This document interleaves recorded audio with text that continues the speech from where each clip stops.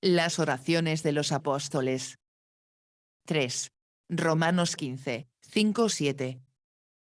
Los versículos que estamos a punto de considerar proporcionan otra ilustración de cómo el apóstol solía mezclar la oración con la instrucción. Acababa de emitir algunas exhortaciones prácticas y ahora le hace una petición a Dios para que las haga efectivas. Para entrar en el espíritu de esta oración será necesario prestar mucha atención a su contexto, tanto más cuanto que no pocos están muy confundidos sobre la actualidad del contexto. La sección en la que se encuentra el pasaje que tenemos ante nosotros comienza en el 14:1 y termina en el 15:13. En él, el apóstol dio instrucciones relacionadas con el mantenimiento de la comunión cristiana y el respeto mutuo con el que los creyentes deben considerarse y tratarse unos a otros, incluso cuando no estén completamente de acuerdo en asuntos relacionados con puntos menores de fe y práctica. Aquellos que no están de acuerdo en cosas que no involucran doctrina o principio, deben vivir juntos en unidad,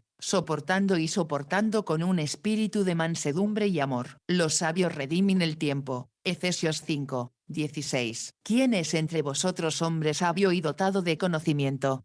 Muestre con buena conducta, comportamiento, sus obras con mansedumbre y sabiduría. Santiago 3:13. La voz del Señor clama a la ciudad, y el hombre de sabiduría verá tu nombre. Miqueas 6:9. Lo que significa que cuando Dios habla en voz alta en juicio, el que está dotado de sabiduría espiritual discernirá la intención de las dispensaciones divinas y pondrá su propia casa en orden. Esto queda claro en el resto del versículo. Oíd la vara y quien la ha fijado. Otra marca del hombre sabio es que cavó profundamente y edificó su casa sobre la roca. Mateo 7:24. Lo que significa que es un hacedor de la palabra y no solo un oyente. Las vírgenes sabias eran aquellas que tomaban aceite en sus vasijas con sus lámparas. Mateo 25:4. Que tenían gracia en sus corazones así como una profesión cristiana en sus labios. Nadie se engañe a sí mismo. Si alguno de vosotros parece ser sabio en este mundo, hágase necio para ser sabio. Primera de Corintios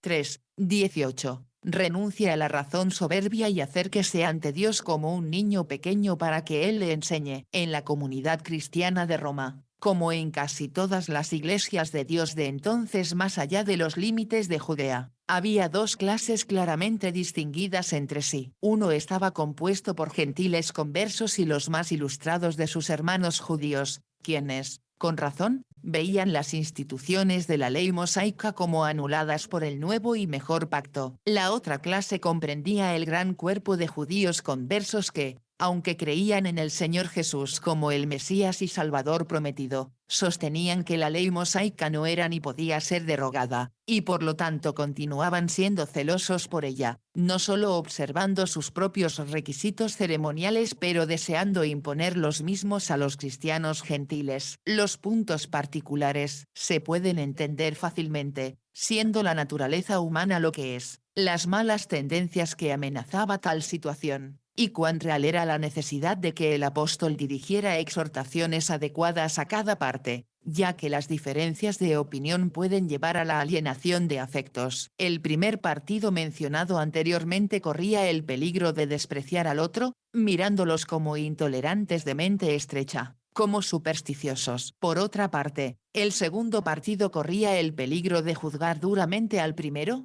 considerándolos latitudinarios, laxos o que hacían un uso injusto y poco amoroso de su libertad cristiana. Por lo tanto, el apóstol dejó claro que, donde hay evidencia creíble, pero no son pocos los que van aún más lejos, no solo insisten en que otros deben seguir la regla que han establecido, o aceptar la interpretación particular de ciertas escrituras que dan y la aplicación específica del término carne que preparan, sino que los estigmatizan como inmundos, carnales y pecaminosa la conducta de quienes difieren de ellos. Este es un asunto muy serio, porque es una comisión manifiesta y flagrante de lo que esta porción particular de la palabra de Dios reprende expresamente. El que no come, no juzgue al que come. ¿Quién eres tú, que juzgas al siervo de otro? ¿Por qué juzgas a tu hermano? No juzguemos, pues, a uno solo, de una creencia genuina en la verdad salvadora, donde se sostienen los grandes fundamentos de la fe, Entonces tales diferencias de opinión sobre asuntos menores no deberían disminuir en lo más mínimo el amor fraternal ni estropear su compañerismo espiritual y social. Un espíritu de intolerancia, censura e intolerancia es completamente ajeno al cristianismo. Aquí se planteó la abstinencia de aquellas carnes que estaban prohibidas bajo el antiguo pacto, y la observancia de ciertos días santos relacionados con las fiestas del judaísmo. La epístola a los hebreos aún no se había escrito y se había dado poca enseñanza explícita sobre el tema, hasta que Dios derrocó al judaísmo en el año 70 después de Cristo. Toleró la lentitud de comprensión por parte de muchos cristianos judíos. Ahora bien, los casos que acabamos de mencionar no solo son enteramente ajenos al alcance de Romanos 14 y 15, sino que implican un mal que es deber ineludible de los siervos de Dios resistir y denunciar. La controversia particular que existió en la época del apóstol y los malos sentimientos que engendró hace mucho que desaparecieron, pero los principios de la naturaleza humana que les dieron origen son tan poderosos como siempre. En los grupos de cristianos profesantes hay diversidad de dones y adquisiciones, algunos tienen más luz y gracia que otros, y hay diferencias de opinión y conducta, y por lo tanto, las cosas aquí registradas, si se entienden correctamente y se aplican legítimamente, se encontrarán escrito para nuestro aprendizaje. Es por no comprender exactamente a qué se enfrentaba el apóstol que se han hecho las aplicaciones más infantiles e injustificadas del pasaje, y muchos parecen imaginar que si sus hermanos cristianos se niegan a seguir sus reglas, son culpables de actuar sin caridad y de poner un obstáculo en su camino. Sabemos de una secta que considera pecaminoso que una mujer casada use un anillo de bodas, y de otra que considera incorrecto que un hombre cristiano se afeite. Sabemos de organizaciones cristianas que excluyen de su comunidad a cualquiera que fume, y todas estas personas condenan a quienes se niegan a conformarse a sus ideas. Que casos como los que hemos aludido no son en modo alguno análogos a lo que el apóstol estaba tratando debería quedar claro para cualquiera que considere atentamente estos simples hechos. Bajo el judaísmo, ciertas carnes estaban divinamente prohibidas y designadas como inmundas. Levíticos 11, 4 al 8. Pero tal prohibición ha sido divinamente eliminada. Hechos 10. 15, Primera de Timoteo 4, 4. Por lo tanto, no hay paralelo en abstenerse de cosas que Dios nunca ha prohibido. Si algunas personas desean hacerlo, si piensan bien en privarse de algunas de las cosas que Dios nos ha dado para disfrutar en abundancia. Primera de Timoteo 6, 17. Ese es su privilegio, pero cuando exigen que otros hagan lo mismo por respeto a sus ideas, exceden sus derechos y atacan la libertad dada por Dios a sus hermanos. Debido a que muchos de los que disfrutaban de este privilegio, adquirido a un precio muy caro, tenían tan poco coraje o sabiduría para resistir las usurpaciones modernas de la libertad espiritual personal, aquellos que buscaban enseñorearse de sus hermanos han logrado tantos avances durante las últimas 2 o 3 generaciones. Una de las grandes bendiciones que obtuvimos en la feroz batalla de la Reforma fue el derecho al juicio privado. Durante 1000 años el romanismo había arrebatado esta bendición fundamental a la cristiandad. No solo se retenía la palabra de Dios, sino que ningún hombre tenía libertad para formarse ideas sobre cosas espirituales por sí mismo. Debía recibir forzosamente sus doctrinas y hacer que el Papa y sus agentes ordenaran cada aspecto de su vida. Si alguien se atrevía a liberarse de tales grilletes, era anatematizado, y si se mantenía firme en rechazar tal esclavitud, era cruelmente torturado y luego asesinado por esos tiranos religiosos. Pero por la misericordia de Dios, Lutero y sus compañeros desafiaron a Roma, y por la divina providencia las sagradas escrituras fueron restauradas al pueblo común, traducidas a su propio idioma, y cada hombre tuvo entonces el derecho de orar directamente a Dios pidiendo iluminación y formar su propio juicio de lo que su palabra enseñó. Qué pena que un privilegio tan inestimable sea ahora tan poco apreciado, y que la gran mayoría de los no romanistas, pocos de ellos tienen derecho a ser llamados protestantes, sean demasiado indolentes para escudriñar las escrituras por sí mismos, prefiriendo aceptar sus puntos de vista a otros. Otro más, Romanos 14, 3 y 10, 13. Así, Los mismos que son tan directos al juzgar a sus hermanos son condenados por Dios. Seguramente es significativo que no haya otra porción de las Sagradas Escrituras que prohíba tan fuerte y repetidamente juzgar a otros como este capítulo al que tan a menudo, erróneamente, apelan aquellos que condenan a sus semejantes por cosas que las Escrituras no han prohibido. Hace casi un siglo, al comentar sobre Romanos 14, John Brown dijo, es de esperar, a pesar de mucho que todavía indica, en algunos sectores, una disposición a ejercer sobre las mentes y conciencias de los hombres una autoridad y una influencia que pertenece solo a Dios, que el reinado de la tiranía espiritual, la peor de todas las tiranías, está llegando a su fin. Decidamos no ejercer tal dominio, ni someternos a él ni siquiera por una hora. No llamemos a nadie amo y no busquemos que otros nos llamen amos. Uno es nuestro Maestro, que es Cristo el Señor, y nosotros somos sus consiervos. Ayudémonos unos a otros, pero dejemos que Él nos juzgue. Él solo tiene la capacidad, como solo tiene la autoridad, para hacerlo. Prestemos atención a ese mandato apostólico. Estad, pues, firmes en la libertad con que Cristo nos hizo libres, y no estéis otra vez sujetos al yugo de esclavitud. Gálatas 5, 1, negándonos a prestar atención al no toquéis, no probéis, no manipuléis, según los mandamientos y doctrinas de los hombres. Colosenses 2, 21, 22. Y una vez más el torbellino ha seguido a la siembra del viento y ese espíritu al que se le permitió dominar en las iglesias ahora se esboza cada vez más en el mundo. Bajo el pretexto de medidas de guerra necesarias, las libertades han sido brutalmente sacrificadas. Los hogares privados se ven obligados a alojar a extraños, y ahora las propias esposas y madres son amenazadas con ser dirigidas a las fábricas, aunque eso signifique la ruptura de sus hogares. Nos abstenemos de hacer comentarios sobre tal procedimiento, sino que simplemente llamamos la atención sobre lo que se ha convertido en un signo destacado de los tiempos, y lo hacemos por su pertinencia para nuestro tema actual, la invasión de los derechos de la conciencia, el derecho que cada hombre tiene de interpretar la palabra según la luz que Dios le ha dado. Recibida el débil en la fe, pero no para disputas dudosas. Romanos 14, 1. La referencia no es a alguien de fe débil, acosado por dudas, sino más bien a alguien que está imperfectamente instruido en la fe, que aún no ha captado el verdadero significado de la libertad cristiana, que todavía estaba esclavo de las prohibiciones del judaísmo. A pesar de su falta de conocimiento, recíbelo en tu afecto, trátalo con bondad.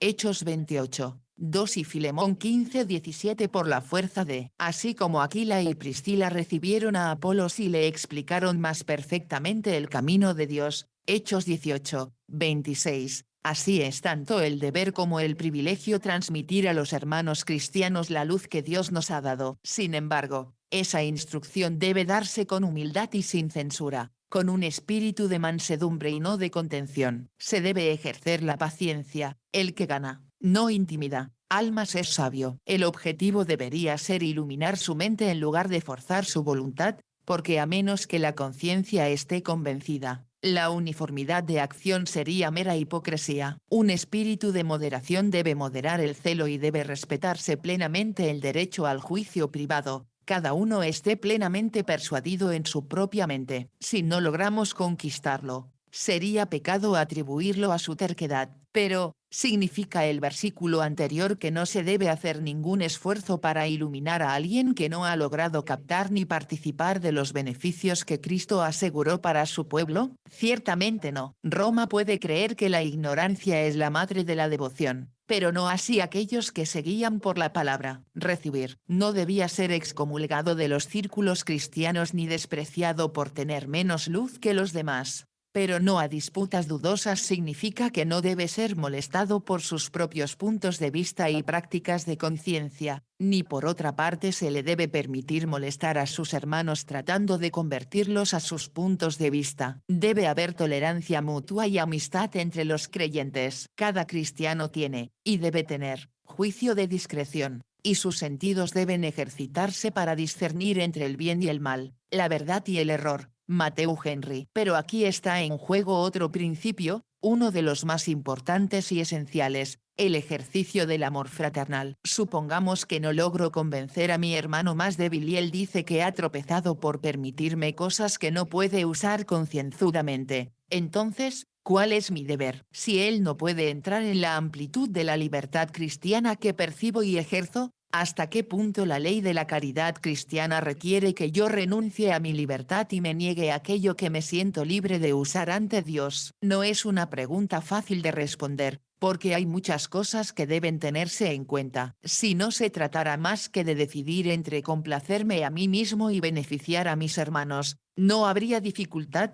pero si se trata simplemente de ceder a sus caprichos, ¿dónde se debe trazar el límite? Hemos conocido a algunos que consideran incorrecto beber té o café porque es perjudicial. Quien se propone intentar complacer a todos probablemente terminará por no agradar a nadie. El espacio nos permitirá destacar solo otra consideración importante. El reino de Dios no es comida ni bebida, sino justicia, paz y gozo en el Espíritu Santo. El reino de Dios o la dispensación del Evangelio no consiste en trivialidades comparativas como usar o abstenerse de carne y bebida, o joyas y tabaco. No da ninguna regla ni en un sentido ni en otro. La religión judía consistía mucho en esas cosas, Hebreos 9, 10. Pero el cristianismo en algo infinitamente más importante y valioso. No seamos culpables del pecado de los fariseos que pagaban diezmos de menta y anís pero omitían las cosas más importantes de la ley, el juicio, la misericordia y la fe. Mateo 23, 23. Con estas afirmaciones usted da una visión falsa y degradante del cristianismo, llevando a los hombres a pensar que la libertad de las restricciones ceremoniales es su gran privilegio, mientras que la verdad es la justificación, la paz con Dios y el gozo en Dios, producidos por el Espíritu Santo, son los privilegios característicos de los hijos del reino. Hay que hacer una clara distinción entre moderación y abstinencia. Ser templado en todo. Primera de Corintios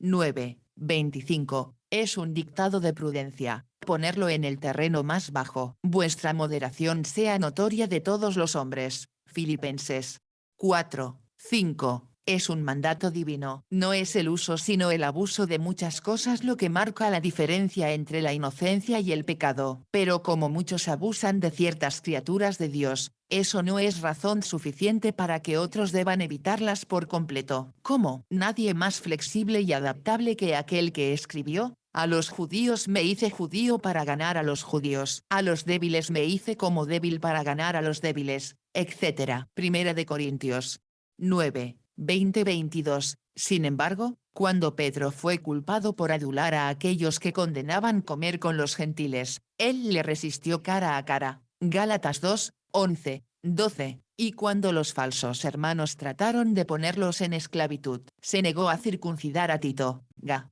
2, 3, 5. Está escrito: no seáis tropiezo ni a judíos, ni a gentiles, ni a la iglesia de Dios. Primera de Corintios 10, 32. Sin embargo, como muchos otros preceptos, uno no puede ser tomado absolutamente sin ninguna calificación. Por ejemplo, si me invitan a ocupar un púlpito arminiano, sería una gran ofensa si predicara sobre la elección incondicional, pero ¿eso justificaría que guardara silencio al respecto? A los hipercalvinistas no les gusta oír hablar de la responsabilidad del hombre, pero debería, por tanto, negarles lo que es necesario y rentable para ellos. ¿El amor fraternal requeriría esto de mí? Otro incidente muy relevante que tenemos ante nosotros se encuentra en relación con nuestro Señor y sus discípulos. Los fariseos y todos los judíos, salvo que se lavan las manos con frecuencia, no comen, manteniendo la tradición de los ancianos, y cuando vienen del mercado, si no se lavan, no comen. Pero debemos llegar a su fin. El ejercicio de la caridad cristiana es un deber esencial, pero no debe anular todo lo demás, como tampoco Dios no ha ejercido el amor a expensas de la justicia. El ejercicio del amor no significa que el cristiano mismo deba convertirse en una no entidad, una simple paja arrastrada de aquí para allá por cada corriente de viento que encuentre. Nunca debe agradar a sus hermanos a costa de desagradar a Dios. El amor no es para desbancar a la libertad. El ejercicio del amor no requiere que el cristiano ceda en sus principios, que hiera su propia conciencia hay muchos miles de cristianos profesantes, no todos ellos romanistas, que considerarían que deshonran gravemente a Cristo si comieran cualquier carne animal el viernes. ¿Hasta qué punto los dictados del amor cristiano exigirían que yo me uniera a ellos en tal abstinencia? Si residiera en una comunidad donde estas personas preponderaran, respondiendo por sí mismo, diría el escritor, depende de su punto de vista. Si no fuera más que un sentimiento, probablemente cedería, aunque se esforzaría por mostrarles que no había nada en las escrituras que requiriera tal abstinencia. Pero si lo consideraran algo virtuoso, necesario para la salvación, él sin vacilar ignoraría sus deseos, de lo contrario los estaría alentando a cometer un error fatal. O, si dijeran que él también estaba pecando al comer carne de animal el viernes, entonces consideraría un ejercicio injustificable de amor fraternal tolerar su error y una transgresión ilegal de su libertad cristiana. Marcos 7, 3, 4. Primero una tradición, pero se había convertido en una práctica religiosa, una observancia concienzuda, entre los judíos. Entonces nuestro Señor ordenó a sus discípulos que respetaran sus escrúpulos y se ajustaran a sus normas. De hecho no, porque cuando los fariseos vieron a algunos de sus discípulos comer pan con manos impuras,